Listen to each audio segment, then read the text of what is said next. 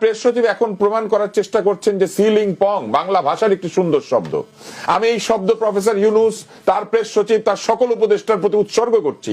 ওনারা সবাই সিলিং পং। এবিসি ভাই সারা জীবন কোথায় চাকরি করেছেন? স্বৈরাচারের কোম্পানিতে, নসরুল হামিদ বিপুর সাথে। 32 নম্বর যখন ভাঙা হয়েছে বা 32 নম্বর আক্রমণ করা হয়েছে, তখন আশেপাশের বাড়িগুলি লুট হয়েছে এবং সেইখানে লুটকৃত বাড়ির কয়েকজন গণমাধ্যমে কাজ করেন এবং তারা আমাকে বলেছেন যে তাদের এই বাড়িঘর লুট করার জন্য ঢাকার বাইরে থেকে লোক আনা হয়েছিল এবং তারা ভেবেছে, তারা যেহেতু ওই এলাকাটা চেনে না, ধানমন্ডি, তারা ভেবেছে আশেপাশে যা বাড়িঘর আছে সবই 32 নম্বরের অংশ, ফলে তারা পুরাটা লুট করেছে এবং ওই অংশ যখন লুট করেছে কয়েকজন জানবার পরে কেউ কেউ তাদের কিছু জিনিস ফেরত দিয়েছে আর অনেকে ক্ষমা চেয়ে বলেছে যে ভাই এইটা ওইটা লুট করেছে, বিক্রি করে ফেলেছে, কিন্তু আমাদেরকে নিয়ে এসেছিল এবং সেই সবের ছবি আছে, সব আছে।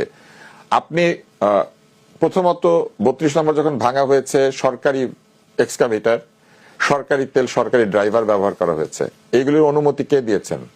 ডক্টর মোহাম্মদ ইউনূস অবশ্যই। ফলে উনি মবের অংশ, উনি নিজে মব। ঠিক আছে, ধরে নিলাম উনি বললেন যে এটা জনগণের ক্ষোভের বহিঃপ্রকাশ। সেই ক্ষোভের বহিঃপ্রকাশের সাথে ওইখানকার নারকেল গাছগুলির কি সম্পর্ক ছিল? নারকেল গাছগুলি কেন উপড়ে ফেলেছিল? নারকেল গাছগুলি স্বৈরাচার? ওনার না একজন বিরাট পরিবেশ উপদেষ্টা আছে যিনি গাছের ছাল বাকল সব বাঁচাতে চান, সেন্ট মার্টিনের প্রবাল বাঁচাতে চান, আর ওইখানে যে নারকেল ধরা অবস্থায় নারকেল গাছগুলিকে উপড়ে ফেলা হলো, না করলেন না কেন? বাড়ি ভাঙতে গেছেন, নারকেল গাছ উপড়াতে গিয়েছেন, ভালো কথা। আশেপাশে যে লুট হয়েছে তাদের ক্ষতিপূরণ দেওয়া উচিত ছিল না? তারা কেন লুট হবে? আপনি একটা স্থাপনার পাশে বাড়ি বলে আপনার বাড়ি ঘর লুট হয়ে যাবে।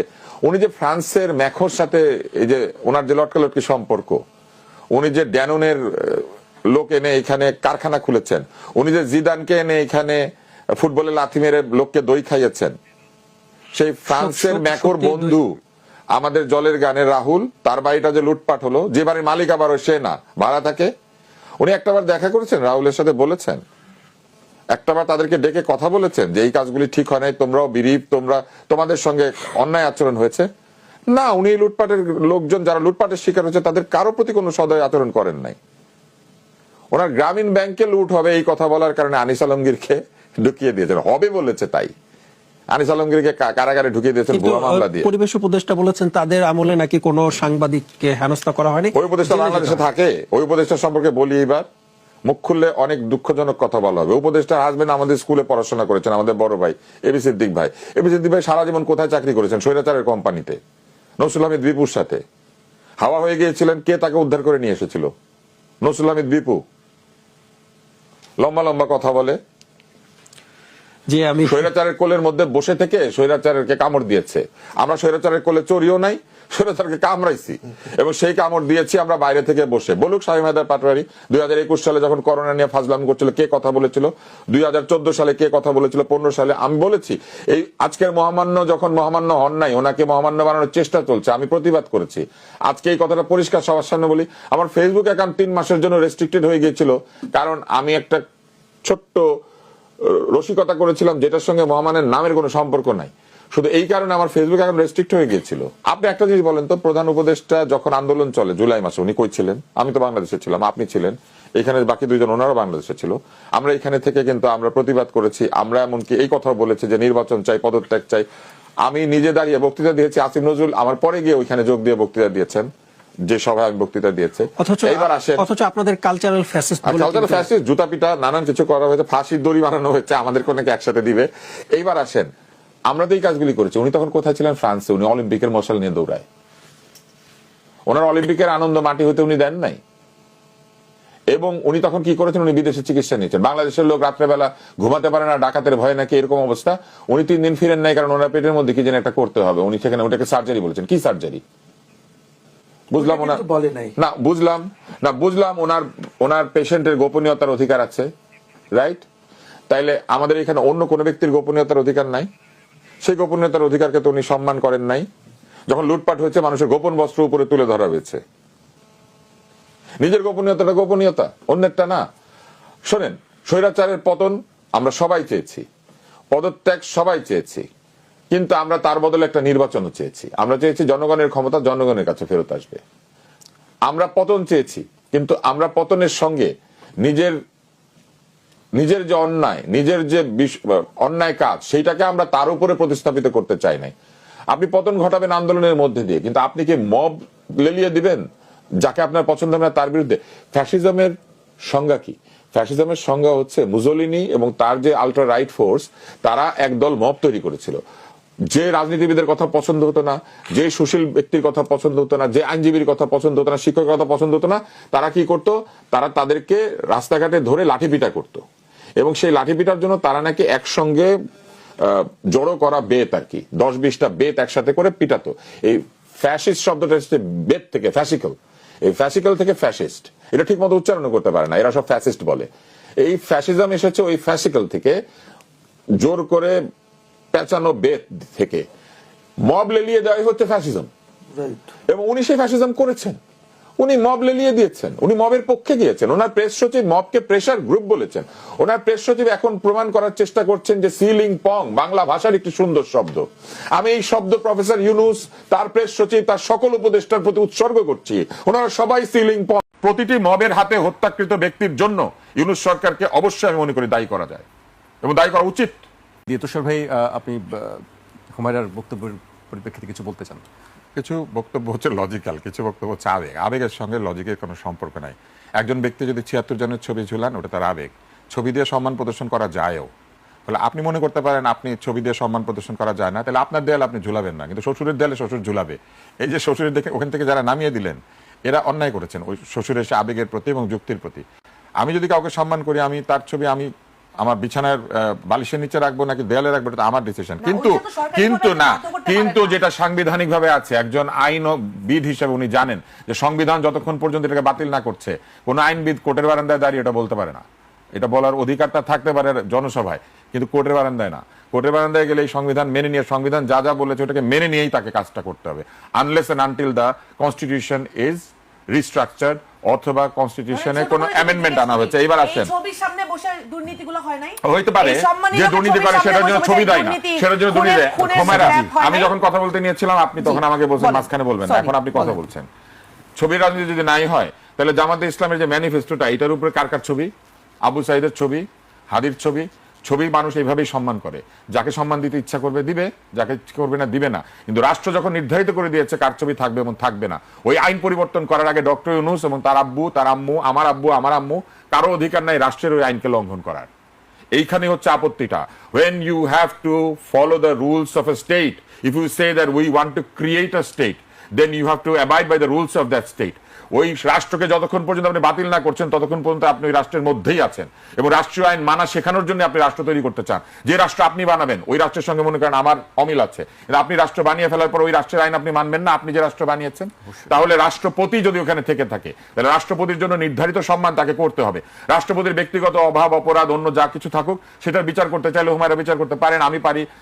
দেশের আইনে যদি বিচার করার সুযোগ থাকে বিচার হবে, কিন্তু যতক্ষণ পর্যন্ত আইনে আছে কিছু, ততক্ষণ পর্যন্ত ওই আইন লঙ্ঘন করা যাবে না। ওই আইন যিনি লঙ্ঘন করেছেন উনি অবশ্যই আইন লঙ্ঘন করেছেন, এবং এটা কোনো কোর্টে গিয়ে টিকবে না, পৃথিবীর কোনো কোর্টে না। ডোনাল্ড ট্রাম্প পর্যন্ত একটা অন্যায় আদেশ দিলে ডোনাল্ড ট্রাম্পের ওই দেশে ওই অন্যায় আদেশটা বাতিল করে সুপ্রিম কোর্ট। কোনো দেশে গিয়ে এটা টিকবে না যে রাষ্ট্রের আইনে ছিল আপনি করেন নাই কেন। আর অমিশনের কথা যদি বলেন, if omission is a crime or omission is a party to the crime, যে আপনি অপরাধের সময় চুপ করেছিলেন কেন? অপরাধের সময় চুপ করে থাকে নাই? গণরুম যখন হয়েছিল তখন সার্জিস চুপ করে থাকে নাই? হাসনা চুপ করে থাকে নাই? রব্বানিকে ভাই ভাই বলে স্ট্যাটাস দেয় নাই ফেসবুকে? ওইটা অমিশন ছিল না? ও আপনি আন্দোলনের দিন বের হয়ে আসছেন, আপনার সব অপরাধ ভালো হয়ে মানে ক্ষমা হয়ে গেছে। আমি বক্তৃতা দেই নাই।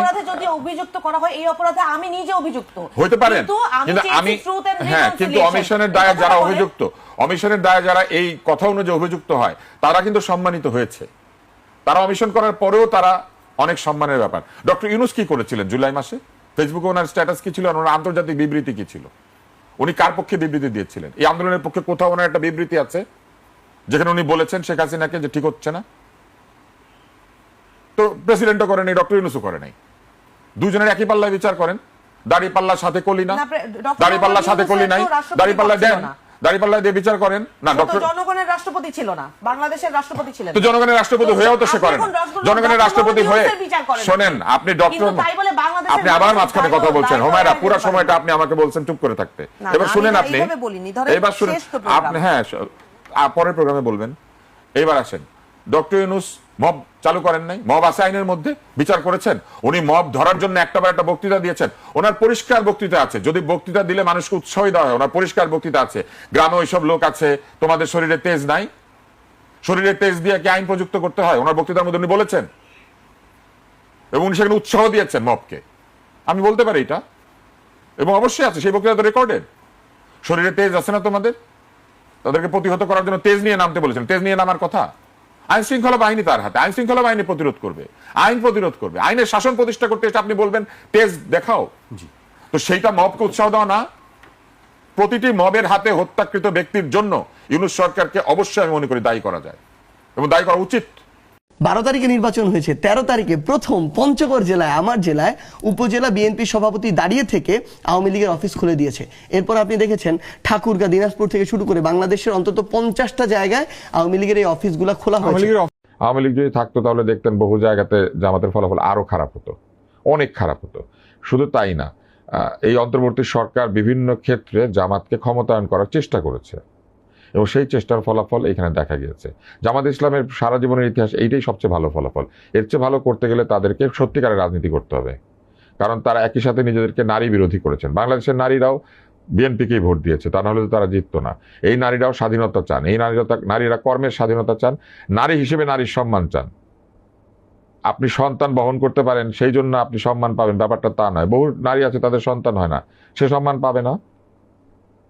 বহু নারী আছে সে শুধু কাজ করে, বিবাহ করে নাই, সে সন্তান পাবে না। বহু নারী আছে ডিভোর্সি, সে সম্মান পাবে না। যে আমাদের সমস্ত কথা হচ্ছে নারীর একমাত্র কাজ যেন সন্তান বড় করা, সন্তান উৎপাদন করা। সারাক্ষণ খালি প্রেগনেন্ট মাদার আছেন, প্রেগনেন্ট মাদার। নারীর প্রেগনেন্সি একটি জৈবনিক প্রক্রিয়া, যেটা তার জীবনে একবার, দুইবার, তিনবার ঘটে। বাংলাদেশের মতো দেশে দুইবারের বেশি ঘটা উচিত না। এইগুলিকে জামাত ইসলাম বলে গিয়েছে যে তারা এইগুলি চায়, এইভাবে চায়। নারী তাদের দল করতে পারবে, দলের প্রধান হতে পারবে না। কি মজা না আপনি বলেন? আপনারা দলে দলে আমাদেরকে ভোট দেন, কিন্তু কোনোদিন এই দল চালানোর চেষ্টাও করবেন না, এটা তারা বলে দিয়েছে। তাদের গঠনতন্ত্র ওইভাবেই আছে যেটা। হ্যাঁ, আবার তারা জুলাই সনদের সমর্থন করে, যেখানে কিনা হিজরার অধিকারকেও সমর্থন করা হয়েছে। জুলাই সনদ বলে হিজরাও দলের প্রেসিডেন্ট হতে পারবে, সমকামীও দলের প্রেসিডেন্ট হতে পারবে। জুলাই সনদে কোনো বাধা নাই। ওরা আবার জুলাই সনদের পক্ষ নিয়েছে, এই জন্য মুখে এক, কাজে আরেক, মনে আরেক। ওরা শুধু ক্ষমতায় যেতে চায়। ক্ষমতায় যাওয়ার পরেই কি বলবে জানেন? আমরা কৌশলে সব মেনে নিয়েছিলাম। আসলটা তো হচ্ছে আমরা মূল আইন যেটা। তাহলে জনগণ যে রায় দিয়েছে, আমরা বলা হয়ে থাকে জনগণ যখন ফ্রি ফেয়ার ইলেকশনে ভোট দেওয়ার সুযোগ পায়, জনগণ কখনোই ভুল রায় দেয় না। জনগণ একদম ভুল রায় দেয় না কথা ঠিক নয়, জনগণ ক্ষেত্র বিশেষে ভুল করে। যেমন আপনি হয়তো এলাকা ভিত্তিতে জনগণ এইবারও কিছু কিছু ভুল করেছে, কিন্তু মোটা দাগে জনগণ ভুল করে না, কারণ এই জনগণ তো স্বাধীনতা চেয়েছে। এই জনগণ স্বাধীনতাই চায়। সমস্ত বয়ান চেঞ্জ করে দিয়ে মুক্তিযুদ্ধকে পাকিস্তানের সাথে ভারতের যুদ্ধ বানানোর চেষ্টা, এইগুলো যারা করেছে জনগণ তাদেরকে জবাব দিয়ে। এডুকেশন ডিপার্টমেন্টের মিনিস্টার ছিলেন আব্বাস আলী খান। উনি জামাত ইসলাম ছিলেন না তো, তাই না? উনি জামাত ইসলামে একমাত্র আব্বাস আলী খান ছিলেন। হ্যাঁ, তারপরে ছিলেন রেভিনিউ ডিপার্টমেন্টে A K M Yusuf, Pakistan democratic party, পরে জামাত ইসলামে যোগ দিয়েছেন। আব্বাস আলী খান সাহেব। আব্বাস আলী খান তো বললেনই একবার। হ্যাঁ হ্যাঁ। আর এ কে এম ইউসুফ ছিল পাকিস্তান ডেমোক্রেটিক পার্টি, পরে জামাত ইসলাম আসছেন। আপনি ওখান থেকে পরে জামাত ইসলাম আসছেন, আর আমি যেটা দেখাচ্ছি আপনি পরে জামাত ইসলাম আসছিলেন উনি, তাই তো? হ্যাঁ, পরে জামাত ইসলাম আসছেন। ও, তাহলে পরে আসলে উনি জামাত হয় না তো? না না, ওই সময় কে ছিল? আপনি ওই সময় লোককে ঢুকাই দিবেন। আমি এখন যদি বলি তুষার ভাই এখন আপনি বিএনপির পক্ষে কথা বলতেছেন, আওয়ামী লীগের সাথে আপনি আওয়ামী লীগ কথা বলছেন। না না, আওয়ামী লীগ ছিলেন, তাহলে কি জিনিসটা কি রকম হবে? না, আওয়ামী লীগের সময় আমি আওয়ামী লীগ ছিলাম না, এখন আমি বিএনপি। শুনেন, আপনি জয়ের জ্ঞান নিছেন। যখন তর্কে পারতে থাকে না তখন এগুলা জিজ্ঞেস করে। আপনি অমুক জায়গায় বাথরুমে গেছিলেন কেন? আপনার কি ডায়াবেটিস আছে? উত্তরটা এটা হবে আর কি। দাদা ভাই, আপনি কি এর মধ্যে দিলেন? আমি উত্তর দেই, আপনি উত্তর দেই, আপনি মাঝখানে বলবেন না। আমি বাংলাদেশ টেলিভিশনে যাই যখন ওর জন্ম হয়, এবং আমি টেলিভিশনে শুধু উপস্থাপনা করি না, আমি বিতর্ক করছি। বাংলাদেশে যদি 5-10টা উপস্থাপকের নাম বলা হয়, কেউ পক্ষপাত না করলে আমার নাম বলতে হবে। ভাগ্য ভালো হাঁটুর বয়স বললেন না। না বলতে, হ্যাঁ এটা বলেননি, ভাগ্য ভালো, আপনি আমার বয়স জানেন না। হবে না, ওই কথা হবে না, বাংলা ব্যাকরণ পড়তে হবে। করেন না। আপনি হয়তো বন্ধ করবেন। শাহরিয়ার ভাই, তুষার ভাই শেষ করুক, এরপর আপনার করব। জি জি। হাঁটুর বয়স একটা বাগধারা। হরলাল রায় পড়লে তো ভালো হতো, জ্যাকব পড়ে।